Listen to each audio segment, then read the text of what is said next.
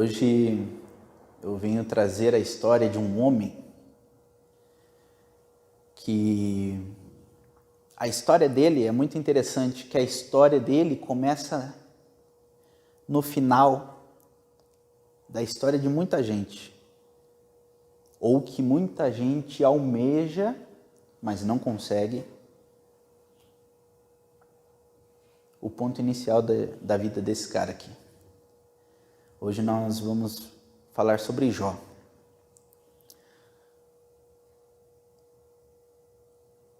Eu vou pular para o final do meu slide aqui, porque o rumo acabou se invertendo, mas vai ficar mais fácil se nós entendermos isso daqui.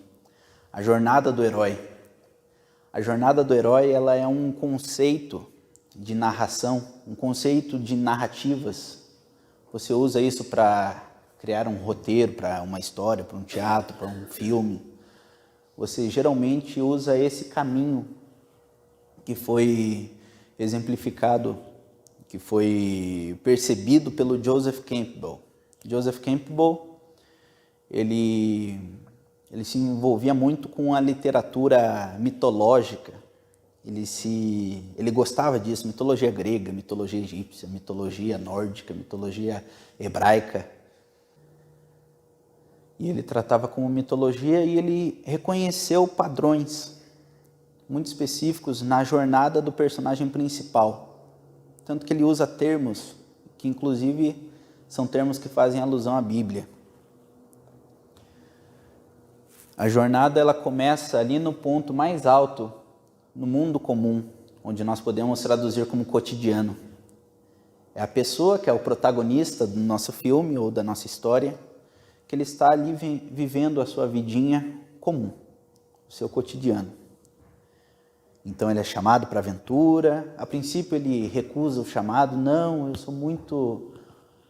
sou muito fraco para isso, para enfrentar esse grande desafio. Aí ele encontra um mentor ou uma ajuda sobrenatural, travessia do primeiro limiar, passei desse limiar, não tenho como voltar para trás.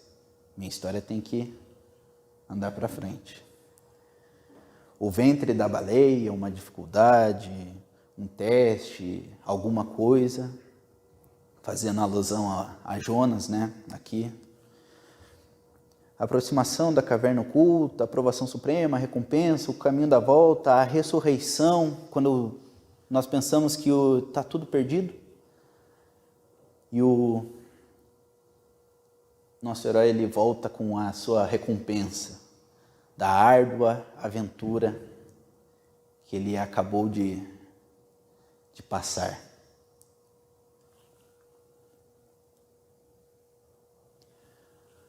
Voltando para Jó, vamos fazer essa leitura aqui. Quem quiser acompanhar na sua Bíblia, aqui eu tenho a nova versão internacional. Mas quem quiser acompanhar na sua Bíblia, Jó capítulo 1, versículo 1. Sem espada, soldado.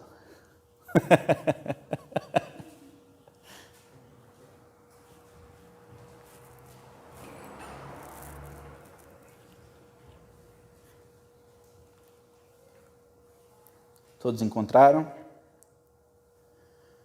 Na terra de Uz vivia um homem chamado Jó. Era homem íntegro e justo, temia a Deus e evitava fazer o mal. Tinha ele 7 filhos e 3 filhas, e possuía 7.000 ovelhas, 3.000 camelos, 500 juntas de boi e 500 jumentos, e tinha muita gente a seu serviço, e era o homem mais rico do Oriente. Seus filhos costumavam dar banquetes em casa, um de cada vez, e convidavam suas 3 irmãs para comerem e beberem com eles. Terminado um período de banquetes, Jó mandava chamá-los e fazia com que se purificassem, e de madrugada ele oferecia um holocausto em favor de cada um deles, pois pensava, talvez os meus filhos tenham lá no íntimo pecado e amaldiçoado a Deus. Essa era a prática constante de Jó. Amém.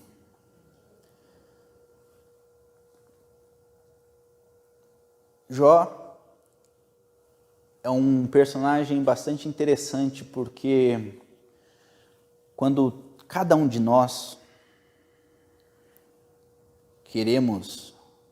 temos na nossa mente que nós queremos chegar a um objetivo, nós trilhamos aquele caminho do chamado aventura, um emprego novo, um relacionamento novo,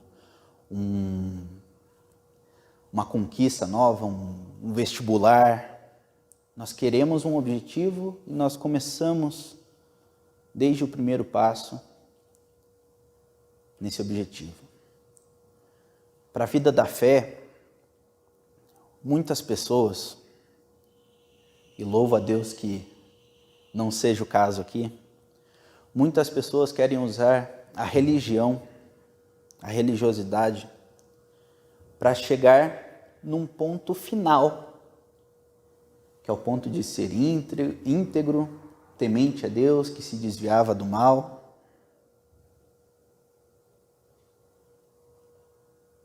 Mas Jó, ele começa a sua jornada no ponto final que muitos cristãos almejam e pela religiosidade nunca irão alcançar a justiça de Deus, a integridade, se evitar o mal, se desviar dele.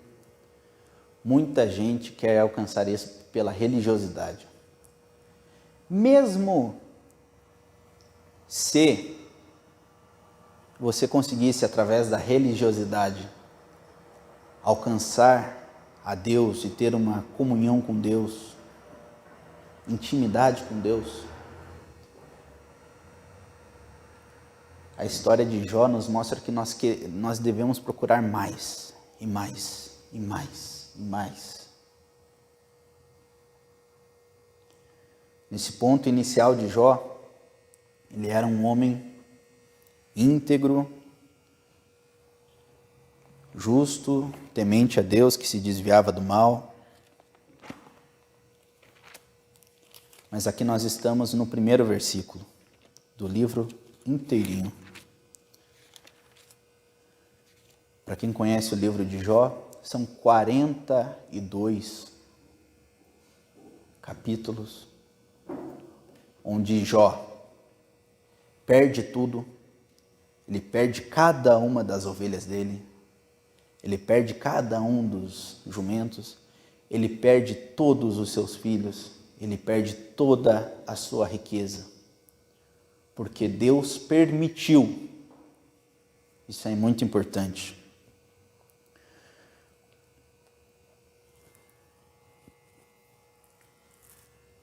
A partir do versículo 6, existe uma reunião nos céus, onde entre os filhos de Deus, entre os anjos, estava com eles também Satanás. E Deus pergunta: de onde vens? E ele fala: vim de rodear a terra. E Deus chama atenção para um homem: percebeste o meu servo Jó? Como ele é justo, íntegro, temente a Deus, que se desvia do mal. E o que Satanás responde para Deus? No versículo 9: teme Jó a Deus em vão? É uma pergunta que ele faz. Acaso não o tens protegido de todos os lados, a ele, a sua casa e tudo que ele tem? A obra das suas mãos abençoaste e os seus bens se multiplicam na terra. Esse é um argumento que Satanás usa. Mas também é muito simples que ele seja crente.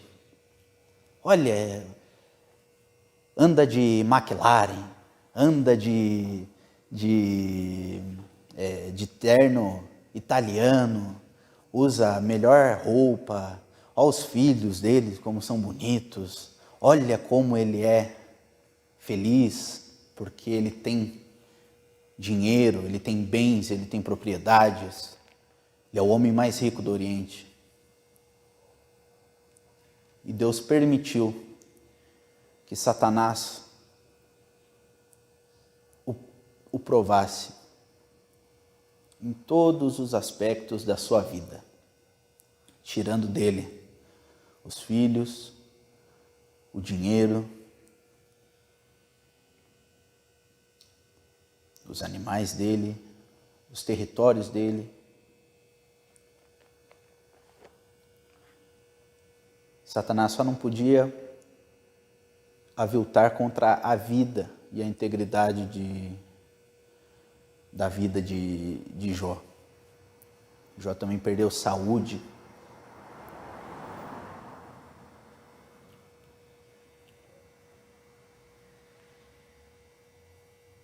Mas Jó, em momento nenhum, blasfemou contra Deus. No versículo 20 do primeiro capítulo, então Jó se levantou, rasgou o seu manto, raspou a sua cabeça e, lançando-se em terra, adorou e disse: Nu saí do ventre da minha mãe, e nu tornarei para lá. O Senhor o deu, o Senhor tomou, bendito seja o nome do Senhor. Amém. Bendito seja o nome do Senhor.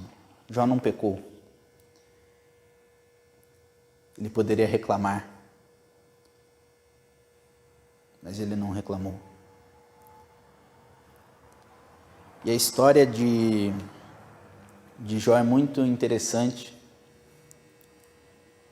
porque quando você perde tudo, quando você precisa de consolo, não é muito bom que você tenha alguém com quem contar, que possa te dar algum afago, alguma alegria. Pensa, perdi tudo, mas pelo menos eu tenho você.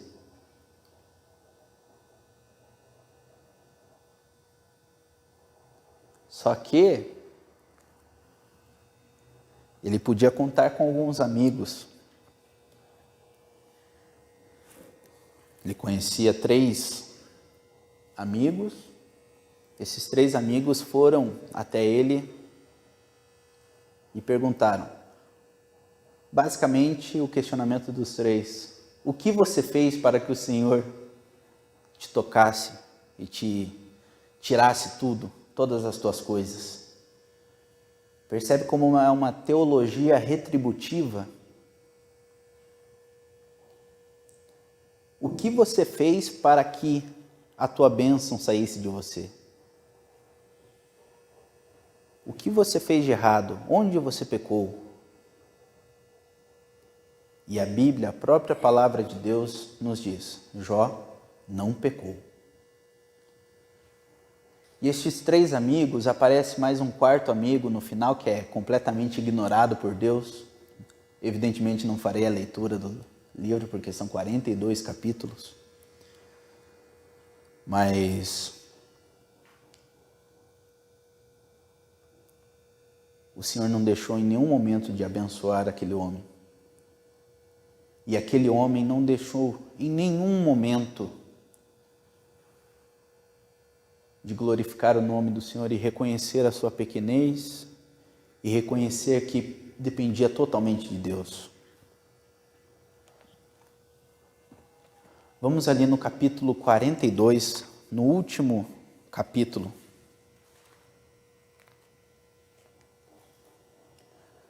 O livro de Jó, então, ele começa com essas bênçãos de Jó, ele perdendo tudo, ele tendo os amigos dele no meio do livro ali, todos questionando a fidelidade de Jó para com Deus.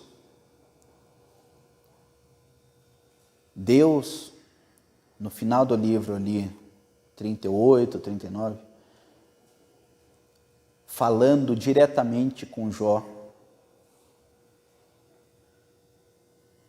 e aqui no capítulo 42, no encerramento. Então respondeu Jó ao Senhor: eu sei que tudo podes, nenhum dos teus planos pode ser impedido.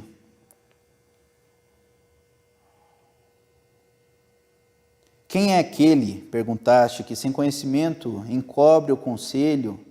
Certamente eu falei do que não entendia, coisas maravilhosas demais para mim, que eu não compreendia. Escuta-me, disseste, e eu falarei. E eu te perguntarei, e tu me responderás. Com os ouvidos eu ouvira falar de ti. Eu ouvira falar de ti. Mas agora te veem os meus olhos. Por isso me abomino e me arrependo no pó e nas cinzas. Amém.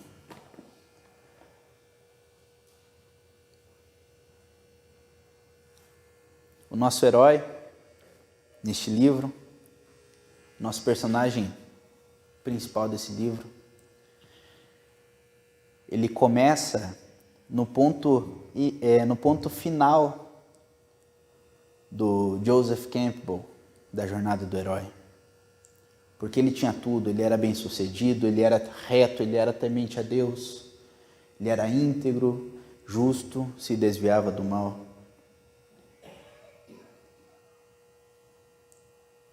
Só que, para Deus, você ainda tem como melhorar. Jó ouviu falar de Deus e creu, e sabia que Deus existia, e tinha fé, e era um homem justo, e era temente a Deus, e se desviava do mal, e fazia tudo o que Deus pedia com alegria. Ele ouvia falar de Deus. Mas agora,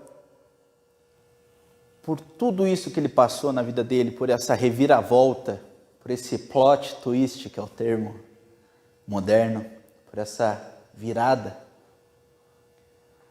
Jó olhou para Deus e olhou para si e viu cada problema que ele teve na sua vida e agradeceu a Deus. Obrigado, Senhor. Porque antes eu ouvia falar do Senhor, mas agora os meus olhos te viram, Deus.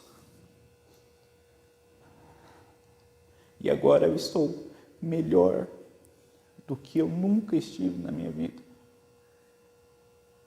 Porque o Senhor é reto, o Senhor é santo, santo, santo. Se eu for considerado justo perante os olhos do Senhor, o Senhor é justo, justo, justo, superlativo. Ele é justíssimo, riquíssimo em amor, riquíssimo em bondade. E é esse Deus a quem nós servimos.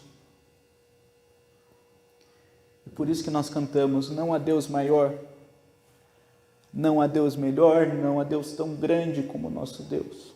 Porque essa é a nossa confissão de fé. Deus é imenso, o seu amor é indescritível. Nós somos pequenos demais para entender Deus. Deus não pode ser explicado. Deus, apenas por um ato de misericórdia e graça, Ele se revelou a nós. Ele nos perdoou, Ele nos salvou, Ele nos perdoou do nosso pecado. E por causa disso nós estaremos com Ele, desfrutando da glória de Deus o tempo todo, pelo resto da eternidade. Amém.